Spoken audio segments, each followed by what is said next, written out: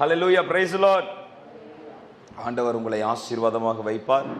ஆண்டவர் இயேசு கிறிஸ்துவினுடைய கிருபை உங்களுக்குள்ள பெருகிக் கொண்டே இருக்கும். ஆண்டவர் உங்கள் வேலையில் ஒரு உயர்வை கட்டளையிடுவார்.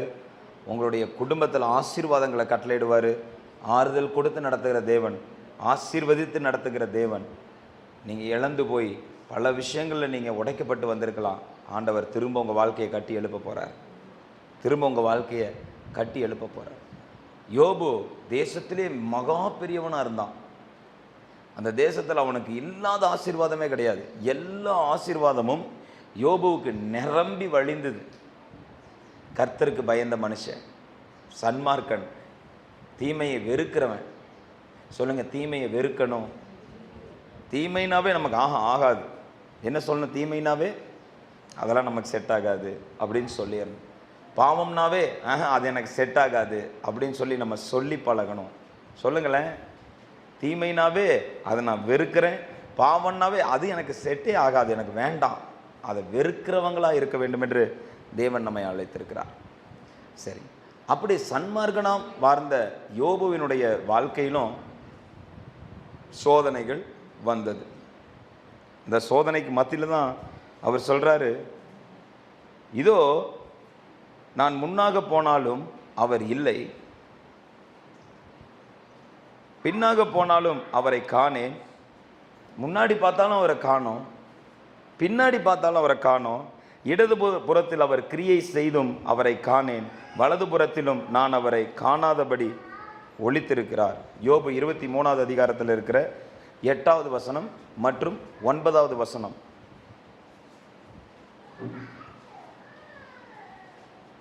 யோபு 23வது அதிகாரத்தில் இருக்கிற 8வது வசனம், 9வது வசனம்.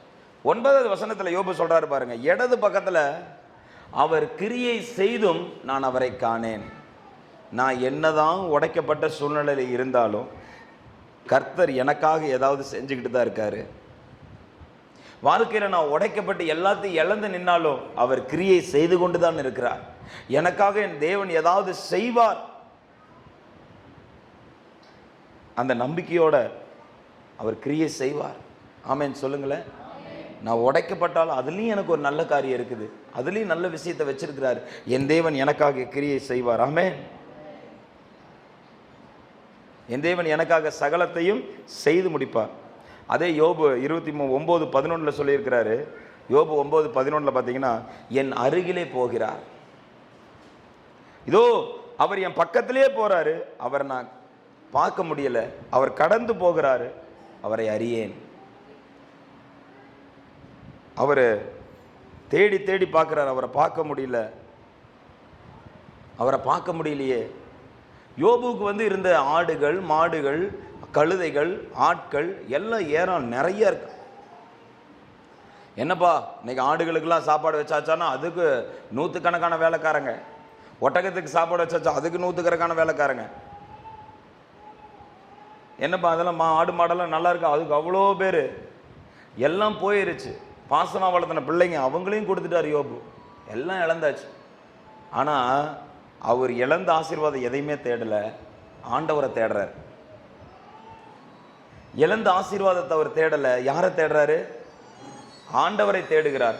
அவரை நான் எங்கு கண்டு பார்த்தா நல்லா இருக்கும், அவரை நான் பார்த்தே ஆகணும், அவரை பார்த்தே ஆகணும். எனக்கு முன்னாடி அவர் கடந்து போயிட்டு இருக்கிறாரு, நான் அவரை என்ன பண்ணணுங்கிறாரு? பார்த்தே ஆகணும். அதே யோபு 35வது அதிகாரத்தில் இருக்கிற 14வது வசனம் வாசிச்சு பாருங்களேன்.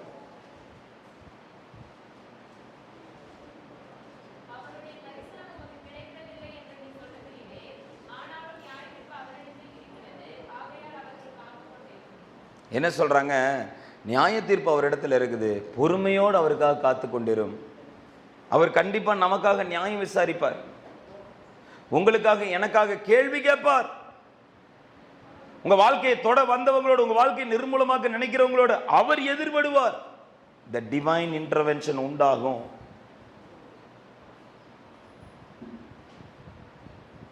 யாரை தொட வர? என் பிள்ளை தொடறையா? என் பிள்ளை தொட்டா அது என்னை தொடர மாதிரியும் பாரு. என் மகளை தொட்டா அது என்னை தொடர மாதிரி. இயேசு அப்படி சொல்லுவார். ஆமென். இயேசு அப்படிதான் சொல்லுவார். அவர் நியாய தீர்ப்பு இருக்கு, அவர் பேசுவார். அவருக்காக காத்திருக்கிறோம். சொல்லுங்க, அவருக்காக நான் காத்து கொண்டிருக்கிறேன்.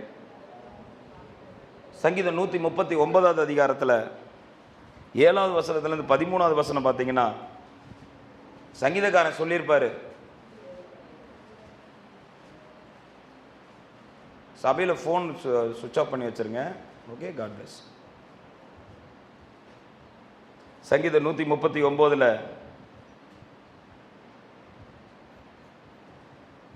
உம்முடைய ஆவிக்கு மறைவாய் நான் எங்க போவேன், உம்முடைய சமூகத்தை விட்டு எங்க ஓடுவேன்? நான் வானத்துக்கு ஏறினாலும் அங்கே நீங்கள் அங்கே இருக்கிறீங்க, பாதாளத்தில் படுக்கை போட்டால் நீர் அங்கே இருக்கிறீர். யோபு பார்க்கவே முடியலைங்கிறாரு. இங்கே சங்கீதக்காரன் என்ன சொல்றாரு, எங்கே போனாலும் நீங்கள் முன்னாடியே வரீங்க. ரெண்டுமே கரெக்டு தான். ஒரு வகையில் பார்க்கும்போது அவரை பார்க்க முடியாத மாதிரி தான் இருக்கும். அவர் எங்கே இருக்கிறாருன்னு தேடலான்னு தோணும். பிரச்சனை வரும்போது ஆண்டவர் என்னை நினைச்சாரா, ஆண்டவர் என்னை மறந்துட்டாரா, என்னதான் ஒரு சூழ்நிலைன்னு ஒரு அங்கலாய்ப்பு வரும் இல்லையா? நான் என்ன பண்ணுவேன், நான் நம்பி மலை போல நம்பிட்டு இருந்து என்னை விட்டு போயிருச்சேன்னு சொல்லி அந்த இடத்துல யோபு கலங்கி நிற்கிறாரு. இந்த இடத்துல சங்கீதக்காரன் சொல்றாரு, இல்லை இல்லை, வானத்துக்கு ஏறினாலும் கர்த்தர் அங்கே இருப்பார், பாதாளத்துக்கே போட்டு படுக்க போட்டாலும் அவருடைய கண் நம்மை பார்த்து கொண்டே இருக்கும், நம்மளை நோட் பண்ணிகிட்டே தான் இருப்பார். ஆலயத்துக்குள்ளே வந்து உட்கார்ந்ததையும் ஆண்டவர் என்ன செய்வார், நம்மளை பார்த்து கொண்டே தான் இருப்பார். ஒரு ஆமென் சொல்லுங்களேன். சமுத்திரத்தின் கடையாந்தரங்களில் போய் தங்கினாலும் அங்கேயும் உமது கை என்ன நடத்தும். நான் எங்கே போய் கடைசி எல்லையில், உலகத்திலே இருக்கிற கடைசி ஒரு கிராமத்துக்கு போகிறேன், கடைசி எல்லையில் இருந்தாலும் அங்கே அவரோட கை வருமா நம்மளை நடத்துறதுக்கு. எத்தனை பேர் விசுவாசிக்கிறீங்க? அங்கே நான் என் கையை அனுப்புவேன். எவ்வளோ கடைசிக்கு போனாலும் அந்த கடைசி எல்லையில் என் கை வரும் உன்னை தொடறதுக்கு. உன்னை அங்கேயும் நான் நடத்துவேன். சொல்லுங்க, கர்த்தர் என் மேய்ப்பராய் இருக்கிறார், நான் தாழ்ச்சி அடையேன்.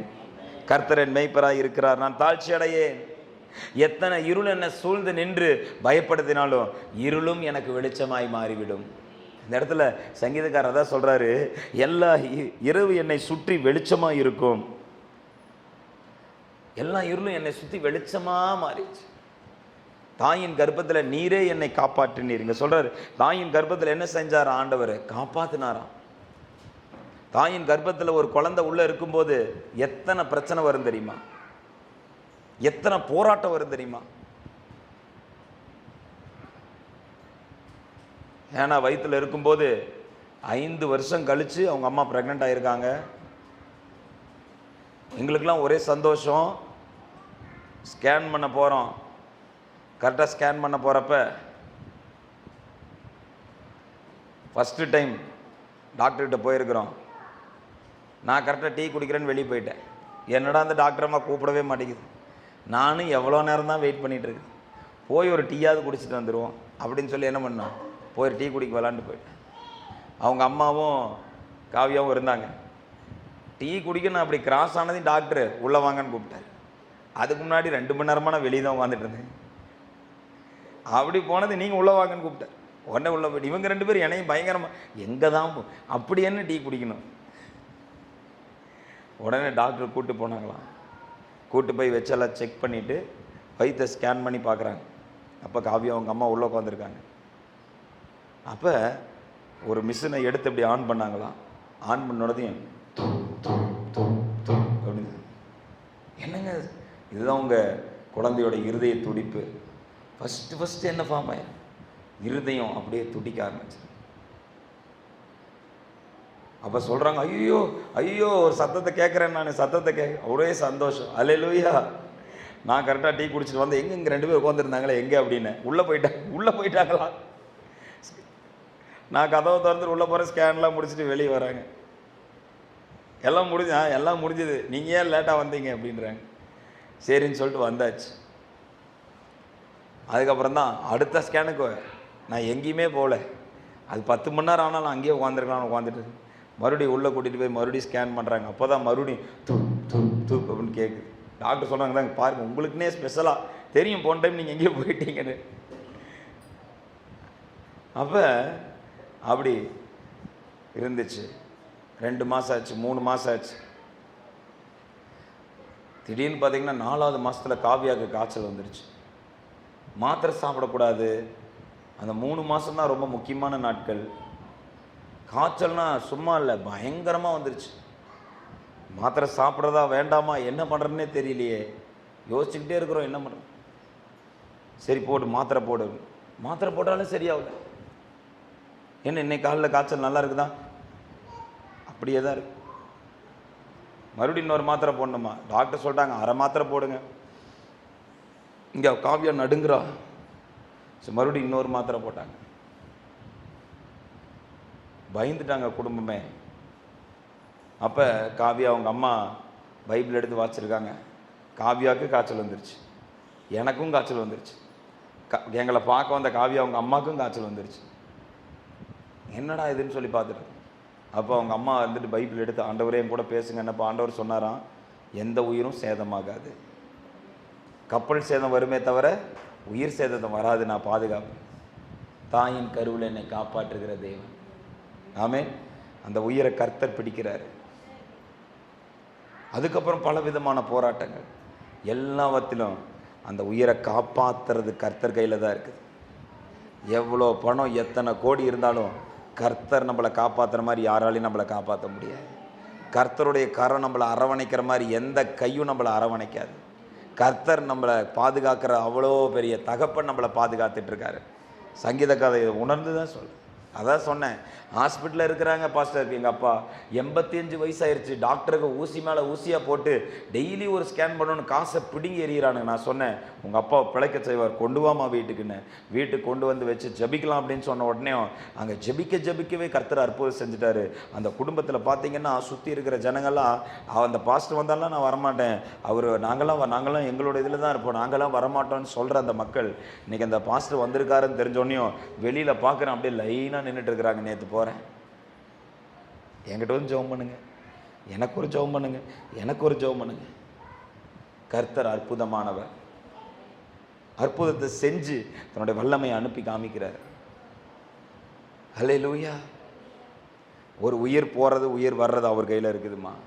அவர்கிட்ட நம்ம மறைஞ்சிருக்கணும். அவர் கையில் எல்லாமே மறைஞ்சிருக்கு. பத்திரமா பாதுகாத்து நம்மை நடத்துவார். ஆமென். அதான் இந்த யோபு எப்படி ஆசீர்வச்சிருக்கார் பாருங்க.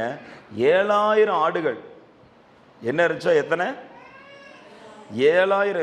யோபு 1ஆம் அதிகாரம் 3ஆவது வசனத்தில் இருக்கும். 7000 ஆடு, 3000 ஒட்டகம், 500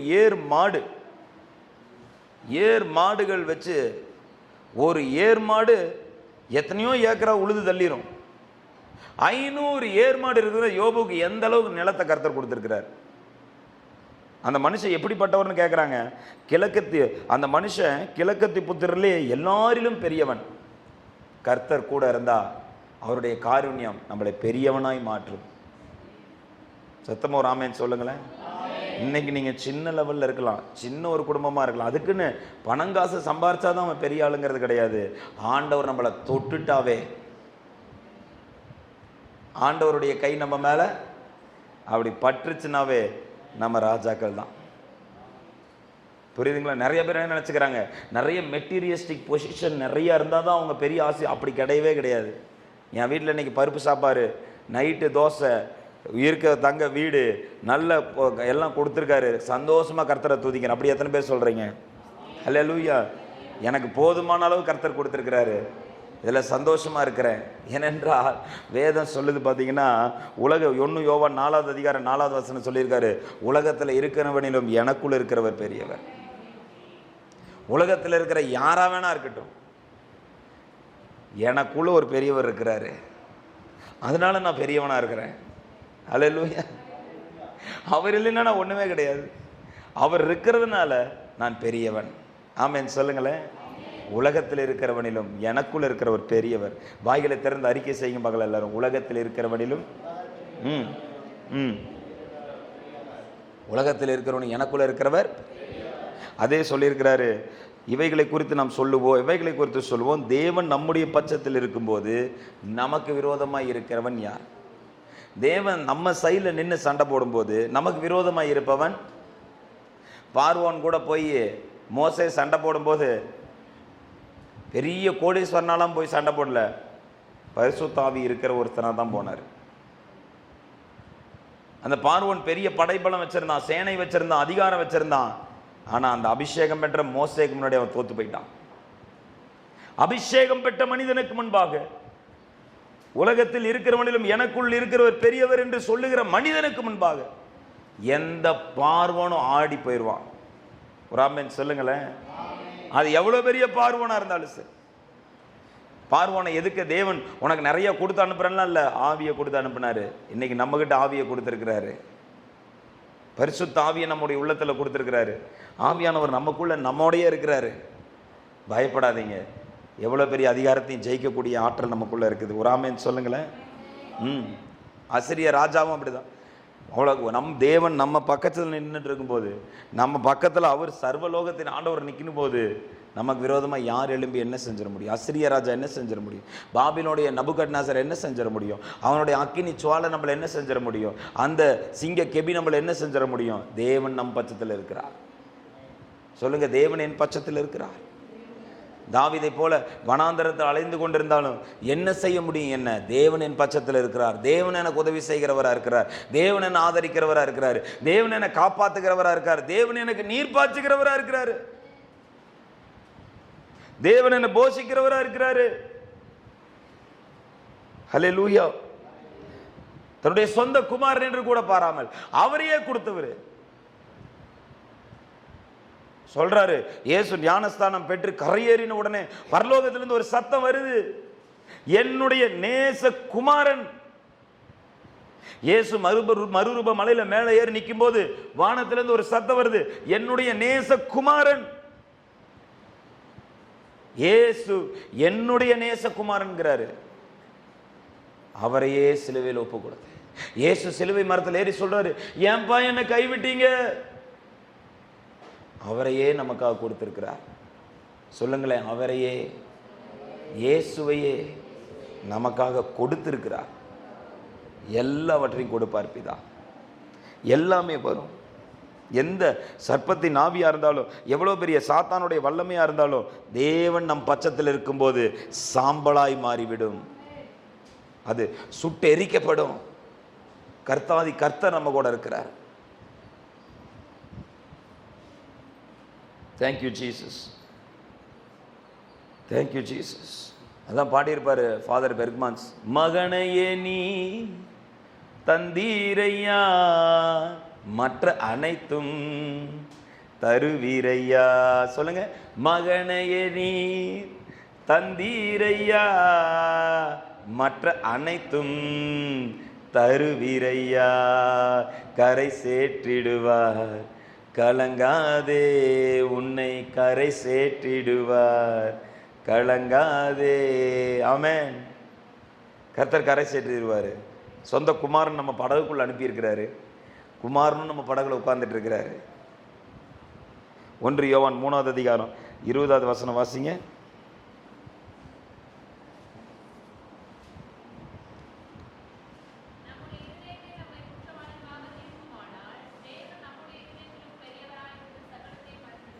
நம்முடைய இருதயமே நம்மை குற்றவாளியாத்தி இருக்குதுன்னா, சில நேரங்களில் நம்மளையே நம்முடைய இருதயமே நம்மளை தப்புன்னு சொல்லிடுது. இந்த மனுஷன் ஒரு ஆகாத மனுஷன், விளங்காத மனுஷன், சொல்ற பேச்சை கேட்கவே மாட்டான். இந்த இருதயமே நம்மை குற்றவாளியாக தீர்க்குமானால், தேவன் நம்முடைய இருதயத்திலும் பெரியவராக இருந்து சகலத்தையும் அறிந்திருக்கிறார். தேவனுக்கு எல்லாமே தெரியுமா? அல்லேலூயா. தேவனுக்கு எல்லாமே தெரியும். நல்லவங்க மாதிரி நடிச்சுட்டு வஞ்சகத்தை உள்ள வச்சுட்டு இருந்தவங்க இருந்தாங்க. நம்முடைய சபையில் இருந்தாங்க, நல்லவங்க மாதிரியே நடிச்சாங்க. ஆனா உள்ளத்துக்குள்ள வஞ்சகம். பாவிகள் தேவனுடைய சபையில நிலை நிற்க முடியாது. நீதிமான்களுடைய சபையில நிலை நிற்க முடியாது. தேவன் உள்ளத்துல இருதயத்துல உண்மையை விரும்புறார். ஒரு ஆமென் சொல்லுங்களேன். உள்ளத்துல உண்மை, அந்த தெளிந்த அன்பு, அது இருந்தால் தான் சபையில் நிலைச்சிருக்க முடியும். அதான் சொன்னேன், உள்ளத்துக்குள்ள வஞ்சகத்தோடு உட்கார்ந்துருந்தாங்க. தேவன் அவர்களை அப்புறப்படுத்தினார். ஆண்டவரே ஜெபிக்கும் போது வெளிப்படுத்தினார். ஜெபிக்கும் போது வெளியே வந்தது தான் அந்த ஆவிகள்லாம். உள்ள உட்கார்ந்து ஜெபிக்கும் போது சபைக்கு என்ன தீங்கு வருது, சபையுடைய காரியம் என்ன, ஜனங்களுடைய வாழ்க்கை என்ன ஆண்டவர் வெளிப்படுத்துறாரு. ஜெபிக்கும் போது அந்த கெட்ட ஆவிகளை சுட்டெரிக்கிறாரு. அல்லேலூயா. உங்களுக்கு வர தீமைகளை கர்த்தர் சுட்டெரிப்பார். உங்க குடும்பத்தை நோக்கி வருகிற தீமைகளை கர்த்தர் சுட்டெரிச்சு போடுவார். அவருடைய கையை நம்ம பாதுகாத்து நடத்தும். இந்த இடத்துல அதே 3வது அதிகாரம் 22வது வசனம் வாசிங்க.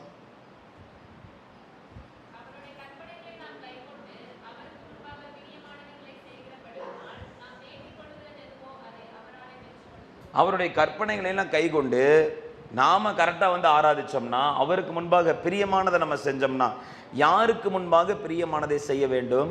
கர்த்தர் பார்த்துட்டு இருக்காரு. அவருக்கு முன்னாடி நான் கரெக்டா வாழ்ந்துக்கிறேன். நான் என்னை யார் பார்த்தாலும் பார்க்கலினாலும், இதுதான்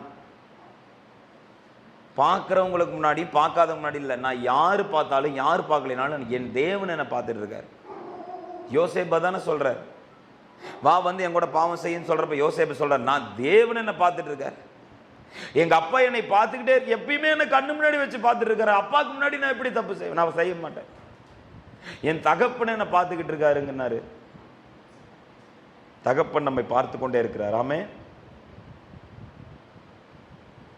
அதுதான் அவருடைய எண்ணம். அதனாலதான் இங்க என்ன, அவருக்கு முன்பாக பிரியமானவைகளை செய்கிறபடினால் வேண்டிக் கொள்கிறது எதுவோ அதை அவரால் பெற்றுக் கொள்ளுகிறோம். கர்த்தருக்கு முன்பாக பிரியமா ஆண்டவர் பார்த்துட்டு இருக்காருங்கிற ஒரு பயத்தோட ஒரு நடுக்கத்தோட நம்மை நாமே சரி செய்து கொள்ளும் போது தேவன் நம் வேண்டிக் கொள்கிற எல்லாவற்றையும் தருவார். நீங்க எவ்வளவு பெரிய காரியத்தை வேண்டிக் கொண்டாலும் சரி, அது உங்களை தேடி வரும். ஆமென். சொல்லுங்க, கற்பனைகளை கை கொண்டு. ஆமென். ஒருத்தர் வீட்டுக்கு நான் போறேன், பிரேயர் கூப்பிட்டுருந்தாரு. ஒரு பிரேயருக்கு வாங்க பிரதர்னு சொல்லி கூப்பிட்டுருந்தாங்கன்ட்டு போறேன். நேராக அங்கே போய் பார்க்குறேன், கிராமத்தில் எல்லாம் குடிசைங்க, ஒரே ஒரு வீடு மட்டும் பெருசாக பங்களாவா நிற்க, 2 ஃப்ளோர் போட்டு 2 கோடி ரூபாய் கட்டி வச்சிருக்கிறாங்க. அப்போ அவர் சொன்னார், பிரதர் நானும் இங்கே ஆடு மேய்ச்சிட்டு தான் இருந்தேன், இயேசு என்னோட உள்ளத்துக்குள்ளே வந்தார். எங்கள் ஊர்லேயே நான் ஒருத்தன் தான் கிறிஸ்தவன். இயேசு என் உள்ளத்தில் வந்தார். இயேசுக்கு பயந்து நான் அவரை போய் கரெக்டாக ஆராதித்தேன், உழைச்சேன். ஆண்டவர் என் கையை ஆசீர்வதிச்சார். இன்னைக்கு ஒரு பெரிய கம்பெனிக்கு என்னை ஓனராக வச்சுருக்காரு. 2 வீடு கொடுத்துருக்காரு. 2 வீடுமே கோடிக்கணக்கில் போகும். ஆமே. கர்த்தருடைய கை பார்த்தீங்களா? கர்த்தருடைய கரம் பார்த்தீங்களா? நம்மளை ஆசீர்வதிப்பார், நம்ம பிள்ளைங்களை உயர்த்துவார், நம்ம பிள்ளைங்களுக்கான வாசல்களை ஆண்டவர் திறப்பார், பெரிய காரியங்களை செய்வார். அல்லேலூயா. நான் இருந்தா என் பிள்ளைக்கு நான் ஜபத்தையும் கிருபையும் நான் சேர்த்து வச்சிருக்கிறேன். எத்தனை பேர் எப்படி சொல்றீங்க? எதை சேர்த்து வைக்கிறனோ இல்லையோ, நான் தேவனுக்கு உண்மையா நடந்து, தாவீது உண்மையா இருந்ததுனால அவன் சந்ததிக்கே ஆசீர்வாதமா மாறினார். அவன் சந்ததியை கர்த்தர் விடாம இழுத்து பிடிச்சதுக்கான, தாவீதின் சந்ததின்னு சொல்லி இழுத்து பிடிச்சதுக்கான காரணம் என்ன? தாவீதினுடைய வாழ்க்கை. இன்னைக்கு நம்ம லைஃப்பை சரி செய்து கொண்டு ஆண்டவர் நமக்கு பிரியமானதை மட்டும் செய்கிறேன்னு நம்ம செஞ்சிட்டோம்னா நமக்கு மட்டும் நம்ம ஆசீர்வாதமாக இருக்க மாட்டாங்க, நம்ம சந்ததிக்கே ஆசீர்வாதமாக இருப்போம். அப்படிப்பட்ட ஒரு ஆசீர்வாதமான வாழ்க்கை நம்ம வேண்டிக் கொள்றதை தேவன் தர போறாரு. நம்ம வேண்டிக் கொள்றதை தேவன் என்ன செய்ய போறாரு? தர. இசஞ்சர் கோத்திரத்தை பற்றி ஒரு வசனம் இருக்கும். Who understood the times and knew that what Israel should do. இசஞ்சர் கோத்திரம், 12 கோத்திரத்தை இசஞ்சர் கோத்திரம்னு ஒன்று இருக்கு. அந்த கோத்திரத்தை பற்றி இங்கே சொல்லியிருக்காரு, அவங்களுக்கு என்ன பண்ணுங்கிறது தெரியும். என்ன பண்ணுங்கிறது ஆண்டவர் நமக்கே சொல்லியிருக்காரு, என்ன பண்ணணுங்கிறது தெரியும்.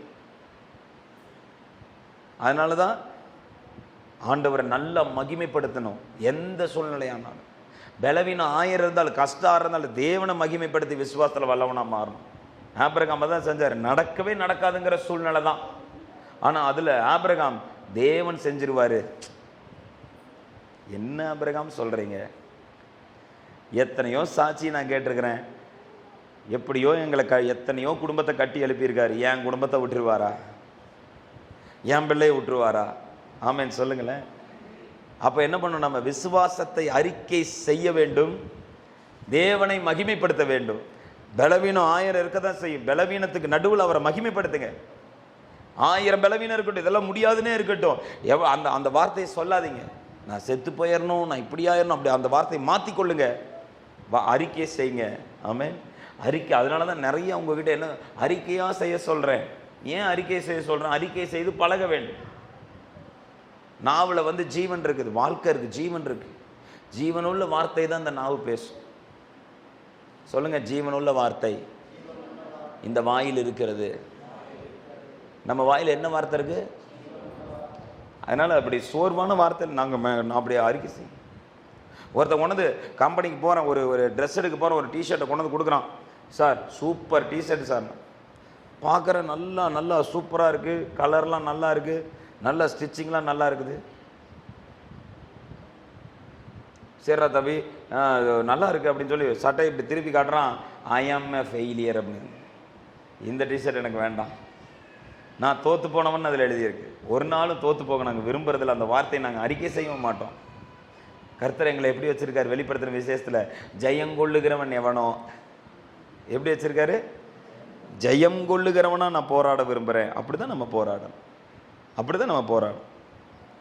இங்கே தாவீது என்ன பண்ணுறாரு? 1 சாமுவேல் 2வது அதிகாரம், 1 சாமுவேல் 22வது அதிகாரம் முதல் வசனத்தை எடுத்து வாசிங்க.